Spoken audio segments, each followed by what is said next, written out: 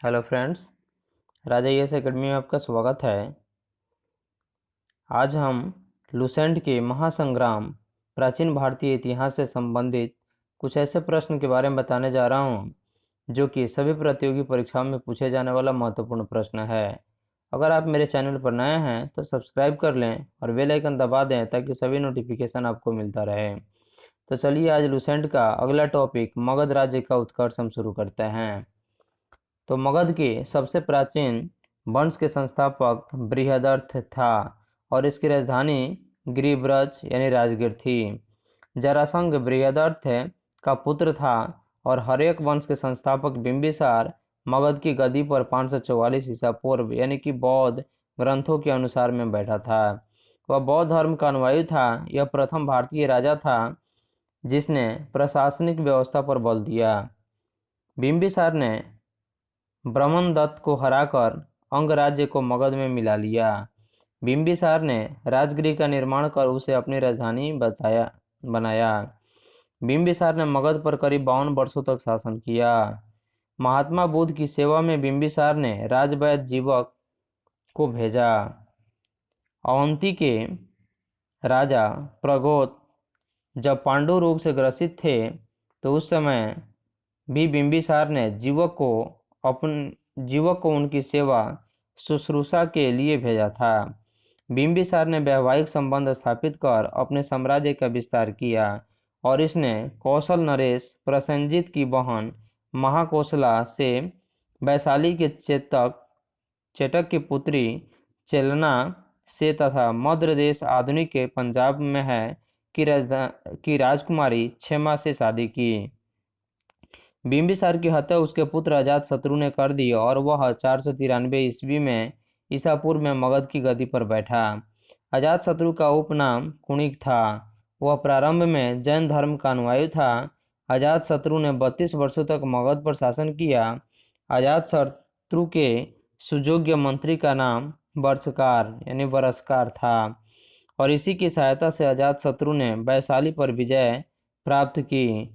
461 ईसा पूर्व में अपने पिता की हत्या कर उदयन मगध की गद्दी पर बैठा। उदयन ने पाटलिपुत्र की स्थापना की। वह जैन धर्म का अनुयायी था। हर्यक वंश का अंतिम राजा उदयन का पुत्र नागदशक था। नागदशक को उसके अमात्य शिशु नाग ने 412 ईसा पूर्व में अपदस्थ करके मगध पर शिशुनाग वंश की स्थापना की। शिशुनाग ने अपनी राजधानी पाटलिपुत्र से हटाकर वैशाली में स्थापित की। शिशुनाग का उत्तराधिकारी कालाशोक पुनः राजधानी को पाटलिपुत्र ले गया। शिशुनाग वंश का अंतिम राजा नंदीवर्धन था। नंद वंश का संस्थापक महापदनंद था। नंद वंश का अंतिम शासक घनानंद था और यह सिकंदर का समकालीन था। इसे चंद्रगुप्त मौर्य ने युद्ध में पराजित किया और मगध पर एक नए वंश मौर्य वंश की स्थापना की। अगला टॉपिक है सिकंदर। सिकंदर का जन्म 356 ईसा पूर्व में हुआ। सिकंदर के पिता का नाम फिलिप था। फिलिप ने 359 ईसा पूर्व में मकदूनिया का शासक बना। इसकी हत्या 329 ईसा पूर्व में कर दी गई। सिकंदर अरस्तु का शिष्य था। सिकंदर ने भारत विजय का अभियान 326 ईसा पूर्व में प्रारंभ किया। सिकंदर का सेनापति सेल्यूकस निकेटर था। सिकंदर को पंजाब के शासक पोरस के साथ युद्ध करना पड़ा जिसे हाई डेस्पिसिस के युद्ध या झेलम यानी वितस्ता का युद्ध के नाम से जाना जाता है। सिकंदर की सेना ने ब्यास नदी के पश्चिमी तट पर पहुंचकर उसे पार करने से इनकार कर दिया। सिकंदर असल मार्ग द्वारा 325 ईसा पूर्व में भारत से लौटा। सिकंदर की मृत्यु 323 ईसा पूर्व में बेबीलोन में 33 वर्ष की अवस्था में हो गई। सिकंदर का जल सेनापति था नेरियाकस। सिकंदर का जो जल सेनापति था उसका नाम था नेरियाकस। सिकंदर का प्रिय घोड़ा बाऊ केफला था और इसी के नाम पर इसने झेलम नदी के तट पर बाऊ केफला नामक नगर बसाया। अगला टॉपिक है मौर्य साम्राज्य। मौर्य वंश का संस्थापक चंद्रगुप्त मौर्य का जन्म 345 ईसा पूर्व में हुआ था। जस्टिन ने चंद्रगुप्त मौर्य को सेंड्रोकोटस कहा है, जिसकी पहचान विलियम जोन्स ने चंद्रगुप्त मौर्य से की है। विशाख दत्त कृत मुद्रा राक्षस में चंद्रगुप्त मौर्य के लिए ब्रिसल यानी कि आस्य निम्न कुल में उत्पन्न शब्द का प्रयोग किया गया। घनानंद को हराने में चाणक्य यानी कौटिल्य या विष्णुगुप्त ने चंद्रगुप्त मौर्य की मदद की थी, जो बाद में चंद्रगुप्त का प्रधानमंत्री बना। इसके द्वारा लिखित पुस्तक अर्थशास्त्र है, जिसका संबंध राजनीति से है। चंद्रगुप्त मगध की राजगद्दी पर 322 ईसा पूर्व में बैठा। चंद्रगुप्त जैन धर्म का अनुयायी था। चंद्रगुप्त ने अपना अंतिम समय कर्नाटक के श्रवणबेलगोला नामक स्थान पर बिताया। चंद्रगुप्त ने 305 ईसा पूर्व में सेल्यूकस निकेटर को हराया। सेल्यूकस निकेटर ने अपनी पुत्री कार्नेलिया की शादी चंद्रगुप्त मौर्य के साथ कर दी और युद्ध की संधि शर्तों के अनुसार 4 प्रांत काबुल, कंधार, हेरात और मकरान चंद्रगुप्त को दिए। चंद्रगुप्त मौर्य ने जैनी गुरु भद्रबाहु से जैन धर्म की दीक्षा ली थी। मेगास्थनीज सेल्यूकस निकेटर का राजदूत था, जो चंद्रगुप्त के दरबार में रहता था। मेगास्थनीज द्वारा लिखी गई पुस्तक इंडिका है। मेगास्थनीज के अनुसार सम्राट का जनता के सामने आने के अवसरों पर शोभा यात्रा के रूप में जश्न मनाया जाता है और उन्हें एक सोने के पालकी में ले जाया जाता है।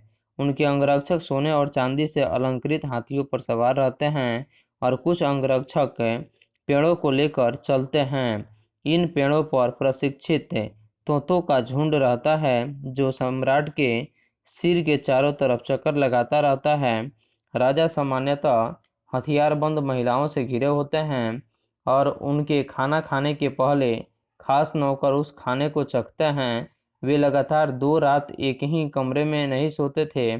पाटलिपुत्र के बारे में पाटलिपुत्र एक विशाल प्राचीर से घिरा है, जिसमें 570 बुर्ज और 64 द्वार हैं। 2 और 3 मंजिल वाले घर लकड़ी और कच्ची ईंटों से बने हैं। राजा का महल भी काठ का बना है, जिसे पत्थर की नक्काशी से अलंकृत किया गया है। यह चारों तरफ से उद्यानों और चिड़ियों के लिए बने बसेरों से घिरा है। चंद्रगुप्त मौर्य और सेल्यूकस के बीच हुए युद्ध का वर्णन एम्पियानस ने किया है। प्लूटार्क के अनुसार चंद्रगुप्त ने सेल्यूकस को 500 हाथी उपहार में दिए थे। चंद्रगुप्त मौर्य की मृत्यु 298 ईसा पूर्व में श्रवणबेलगोला में उपवास द्वारा हुई। अगला टॉपिक है बिंदुसार। चंद्रगुप्त मौर्य का उत्तराधिकारी बिंदुसार था, जो 298 ईसा पूर्व में मगध की राजगद्दी पर बैठा। अमित्र घात के नाम से बिंदुसार जाना जाता है। अमित्र घात का अर्थ है शत्रु विनाशक। अमित्र घात का अर्थ क्या होता है? शत्रु विनाशक, शत्रुओं को विनाश करने वाला। बिंदुसार आजीवक संप्रदाय का अनुयायी था। वायु पुराण में बिंदुसार को भद्रसार या वारिसार कहा गया है। स्ट्रैबो के अनुसार सीरियन नरेश एंटियोकस ने बिंदुसार के दरबार में डाइमेकस नामक राजदूत भेजा। इसे ही मेगास्थनीज का उत्तराधिकारी माना जाता है। जैन ग्रंथों में बिंदुसार को सिंहसेन कहा गया है। बिंदुसार के शासनकाल में तक्षशिला ने सिंधु एवं झेलम नदी के बीच में हुए 2 विद्रोहों का वर्णन है। इस विद्रोह को दबाने के लिए बिंदुसार ने पहले सुसीम को और बाद में अशोक को भेजा। एथेनियम के अनुसार बिंदुसार ने सीरिया के शासक एंटियोकस से मंदिरा, सूखे अंजीर एवं एक दार्शनिक भेजने की प्रार्थना की थी। बौद्ध विद्वान तारानाथ ने बिंदुसार को 16 राज्यों का विजेता बताया है।